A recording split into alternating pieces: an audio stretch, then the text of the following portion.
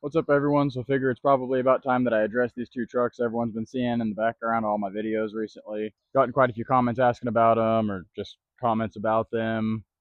And so I'm going to do a video going over each of them and explain why I bought them and what I plan to do with them and what's wrong with both of them because they both have problems. So we'll go ahead and get right into that. So we'll start off with this Nissan. This is a 1987 Nissan D21. It's one of the hard body pickups. It's got a ton of things wrong with it, but also a ton of things that are impressive about it. So we'll start off one of the good things first. Tailgate actually opens and works. Can't say the same for that Ford. Like I said, there's an 87. Door handle's broken off on the outside, but you just push down on it and then the door opens. Inside, that's a couple of parts that I've got for it. It's like door handles and window cranks. I think there's like a sensor or two. It's a standard two-wheel drive. Inside, this is how you open the door. Actually works surprisingly well. I think the original goes right here, but it's all broken off, and then this is the rod. They just pulled it through this hole, and it's almost a 40-year-old truck, so window rolls down just fine, actually. Get in here. Let me switch this to a wide angle. I haven't had a chance to really clean it at all, hardly. Been working on the house. This is just mostly stuff that the previous owner had in here still. So vents are busted out, but I'm actually pretty sure the heat and AC work. I know the heat works, but I had turned the AC on the other day and actually felt like it was blowing a little bit cold, so might just need to be recharged or something. Let's see, over here on this passenger door, you can see the window crank is broken off, but it already had a pair of vice grips on there. And the door is held shut with this gate latch because I don't know if like the mechanism inside the door is just gone, but the striker is gone off the door jamb, so it doesn't hold itself shut. I imagine they did that because there was no way to open the door once it latched shut, so they just took it off and then added that gate latch. Dash, I mean, considering it's almost 40 years old, is not too bad. I guess I'll go ahead and see if it'll crank up. Make sure we're in neutral here. It's got an idle issue right now. I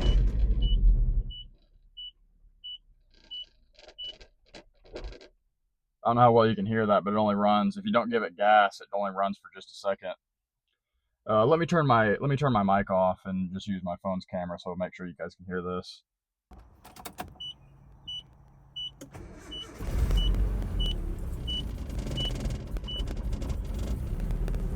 So you can hear it trying to idle and then it dies.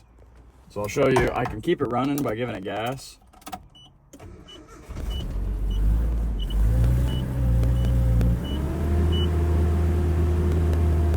So I'm holding my foot on the gas. It'll run like that.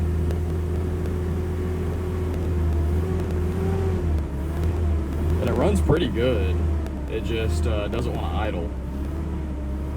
You see, I'll show as soon as I let off the gas, just dies. So that's the main issue that needs to be addressed with this thing. Here, let me put my mic back on. That needs to be addressed. This thing is fuel injected. Let me open the hood up. So it is fuel injected. It's got the Z24i electric injection. And I know there's a lot of problems with the fuel injection on these trucks because it was kind of like, I kind of think 87 was the very first year that they fuel injected them. If it wasn't the very first, it's like the first generation of this fuel injection. And then apparently they discontinued like the entire manufacturer or something. I'm not completely sure. But apparently parts are really hard to get for it, and I've noticed that because I wanted to just replace mass airflow sensor and see if that would make a difference. And you can't find an original one. They only make like knockoffs, and I bought one of those and it didn't do anything. It actually made the truck run worse when I put that in there. So I've heard a lot of people having luck with putting I'm pretty sure they're called Weber carburetor kits on these. And I think I'm going to do that and just do away with the fuel injection and carburate it, because it seems like that works good for a lot of people. But continuing on around, you can see there's no exterior door handle. I'm pretty sure it wouldn't work even if it was on there. It's just that gate latch holding it shut. And then really nice long and low to the ground bed. I've been using this truck I've used it to move some stuff like washer and dryer, and I went and picked up some material from the hardware store with it and stuff. And it's really nice that I can reach almost all the way across the truck without like standing up on the wheel or anything, because this is like waist high, and I can't say the same about my F-250. And there's also a really long bed when you're loading stuff back here. I mean, look how close to the ground the tailgate is. So it is a really nice usable truck, and I think I'm gonna keep it for that reason, just because it's a nice run to the hardware store, pick up material truck. Not super fast, not super powerful, but um, runs pretty good. It's got 245 or 247,000 miles. I can't remember exactly. As far as I know, all original stuff on it. Original engine, transmission. The guy I bought it from is one of my friends from high school. He bought it. Him and his brother bought it together just to have an extra vehicle around, and they drove it. They drove it for like 7 years, and they never had like real serious issues out of it. I think they've had like some brake work done on it, and I'm trying to remember. I know they just put tires on it, and it's always leaked power steering fluid, but nothing like real serious. The engine it runs pretty good. It sounds like it could possibly be missing. It idles kind of rough when it does idle, but I know that it has all those fuel injection issues, and it probably has some vacuum leaks. It looks like it's got all original vacuum lines on it. So I'm thinking I'll do that carburetor kit, unless anyone in the comments has a better suggestion. I'm not super familiar with these trucks, and I'm not extremely mechanically inclined. I know a little bit about some stuff, but I'm definitely no mechanic. So if anyone knows about these trucks, knows about common issues, please suggest some stuff in the comments. But I'm hoping, as of right now, my plan is to just put a carburetor on it, see how it runs then. Both of these trucks I got just because they're cool, and I've always liked all kinds of trucks, and they were both good opportunities. I paid $700 for that truck, which I feel like a running and driving truck, you can't hardly go wrong these days. $700 for it. And they're not making them anymore. It's kind of these hard bodies are kind of becoming a classic because they're just like indestructible. So we'll move right along into this F-150. I'm not as in love with this truck. I like this truck just because it's cool and classic. It's just like the standard of what trucks used to be. Usable bed and dependable, no luxuries in there. It does have air conditioning. They made a lot of these that didn't have air conditioning, but this one actually does have the air conditioning system. So this F-150, I wasn't even looking to buy a truck when I got it. I was selling one of my dirt bikes. I always put open to trades in my listings, and a guy messaged me and asked me if I'd be interested in trading for this thing. And that dirt bike was just not getting any interest. It was only about a $2,000 bike, and I was just getting nothing on it. So this guy offered me this.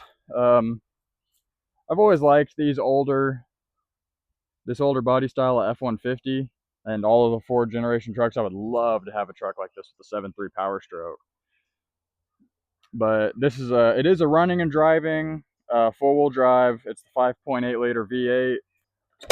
Got its own issues, of course. I've spent a little bit more time cleaning this truck up. So I got it for about $2,000 basically, because I traded him a $2,000 dirt bike for it.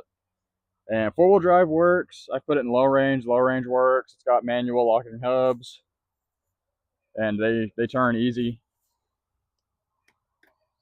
No problems there. Needs tires. All the tires are bald. It's got some rust here and there, but it's nothing atrocious. So you can see over there it's missing the vent glass. I've already got one right here. I just haven't put it in yet. It fits perfectly in the glove box, so that's where it's been staying. The center console is missing some parts and pieces. It's got some nasty window tint in the back that needs to just be cleaned off. It's got a cracking dash. What can you expect? It's a 95. I think I forgot to say that. 1995 F-150. Tailgate does not open. I haven't investigated why yet. May have something to do with this. I don't like seeing that it's got the fifth wheel tow bars in it, only being a half ton, and that means it's been pulling a big trailer at some point.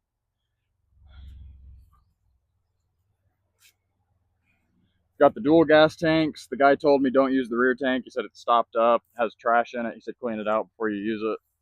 He hadn't had it for very long either. He was a guy that just buys and sells cars, and he got it and planned on fixing it up, and he said it was just more work than he expected and just wanted to get out of it. And I said, oh, I definitely don't have enough work. I can take it on. So, power, windows, locks, and mirrors, and all of them work. That door dinging does not turn off. I don't know why. The key isn't in it, but it always dings. I hope that my mic isn't picking that up too much. But you can see there, 216,500 miles. See if I can start it up. Battery's kind of weak. So this one idles pretty good. It idles a little bit rough, but not bad. It has the check engine light, and it has the, well, it's not doing, oh yeah, it's doing it right now. It's got the flashing overdrive light, which I've read is like it's like a check engine light for the transmission. Trailer brake controller, which is another bad sign that this thing's probably been towing heavy. Roll this window down, you can see that one works. That one works as well. And see that? Power mirror works. Same on the other side. Put that door shut so we don't have to listen to that horrible dinging anymore.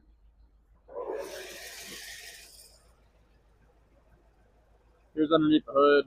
I don't know how well my mic is picking any of the sound up. I hope it's not too loud. It's got a newer alternator. Don't know if you put that on or someone else. And I'm sure you probably noticed the crease in the hood here.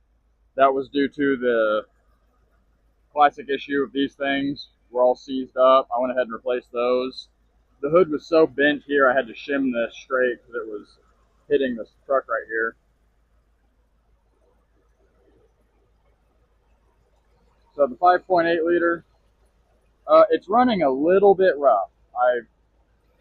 I don't know if it just needs a tune-up or if it's got a vacuum leak or what. I really haven't looked into it much.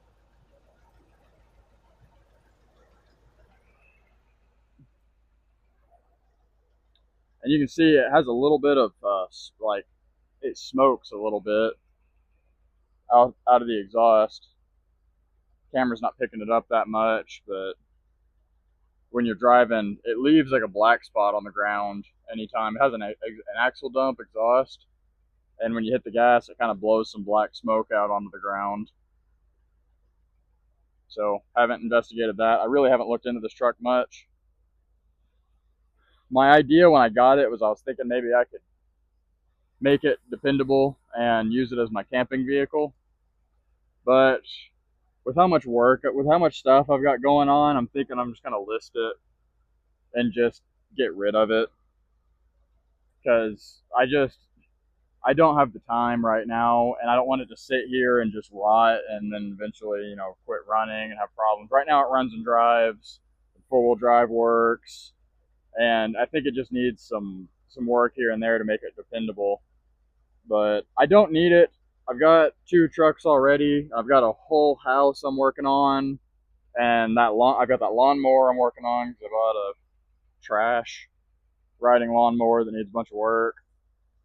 And I just don't have time for this thing right now. So I think I'm probably going to sell it. I think I'll just put that vent glass in it and go ahead and get it listed. I've got titles for both of these trucks in my name, which is nice. So many of these older trucks don't have titles associated with them anymore.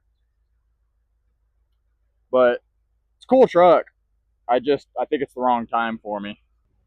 But I think as far as the future of these trucks go, I think sell that one, go ahead and get it out of my yard, and quit having it on my conscience. And I'm going to keep that Nissan. Just because it's cool. It's so cool to me, and it's such a classic, and I like it. I like that it's a standard. It's fun to drive that little 5-speed. It's my friend's truck. My friend's had it for 7 years. The truck's been a part of my life for a long time already because he drove it all through high school, and then he just decided he needed to get rid of it, and he sold it to me. So I think I'm gonna keep that thing just because it's worth more to me than what I could get for it. You still, even though these are cool little classic trucks, you can't hardly get anything for them. So I think I'd rather have it, keep it around, have it as a little work truck. I'm gonna make it a little nicer, get it running good first, and then I think I'll probably repaint it myself and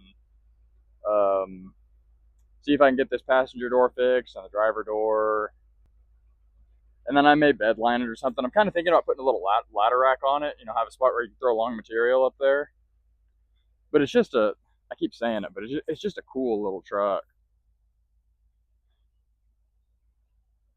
So I don't want to get rid of it. I don't really want to get rid of that F-150 either, but I just don't think it's the right time for it. Plus, it is kind of a high mileage truck. 216,000 miles. It's getting into that. I'm kind of scared to take it down the road because I'm not sure it's going to start stage of its life.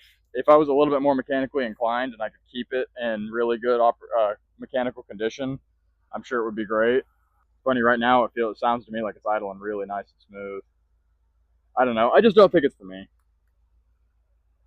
But I go back and forth on decisions a lot. Who knows? I could end up there's no telling what I could end up doing to this thing. But what I would like to do is buy a really, really clean 4-wheel drive Jeep or truck and make that my camping vehicle and kind of build it a little bit. Put a small lift on it, maybe 33s or 35s, and get myself a nice, capable off-road vehicle that I'm not worried about breaking down on me. And have something a little smaller than this too. This is a little bit bigger than I wanted for a camping vehicle. What I really would like to have is another Nissan Hardbody in the 4-wheel drive with a short bed, and make that my camping vehicle because those things are just sweet. Those 4-wheel drive, like 92s, 92 to 96 range. But those are a lot more expensive, a lot more sought after. But I would really, really like to have one of those as my camping vehicle. This is just still pretty wide and pretty big to get down like logging roads and stuff where I like to camp. Of course, I've been driving my 250 down there, but it would open me up to a lot more camping areas if I had something that was just a little bit smaller and more nimble, good 4-wheel drive. Put a winch on it, have a nice, capable off-road vehicle. But anyway, I'm very interested to hear what you guys have to say about these two trucks. If everyone really thinks I should keep this F-150, if they want to see more from it, I might. I keep going back and forth on it, but it's just, I'm just getting a feeling that it's going to turn into an absolute money pit, which is what everyone keeps saying about the house, and they're probably right. I already have money pit right there. So I feel like I'd rather just have the money for it right now and just get something else later on when I'm a little farther along with the house, and I need an extra project instead of a burden project out in my front yard that I'm moving around to mow, and I'm always thinking about it. It's distracting me from my goals on this house. Hope you guys enjoyed this video, a little bit of an explanation about these two things, and leave a comment what you think, and thank you guys for watching. I appreciate it a ton.